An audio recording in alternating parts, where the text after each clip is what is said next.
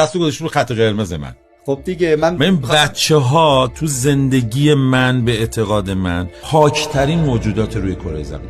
تو نمیتونی اینا رو از زندگی حذف کنی. قیمت نمیتونی براش بذاری. حاضر باشی ثروت ایلان ماسک رو بگیری، انقدری که بچه‌های قدیم و جدید و اینا دوستت دارن از دوستت نداشته باشن، محبوبیت رو هضم کن، ازت بدشون بیاد.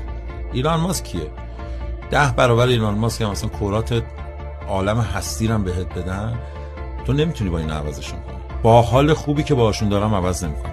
دلیلم دارم به من 30 و خورده سال دارم تو عمر 57 ساله‌ای که از خدا گرفتم 95% کارام برای بچه‌ها بود و انقدر حال من خوب بوده.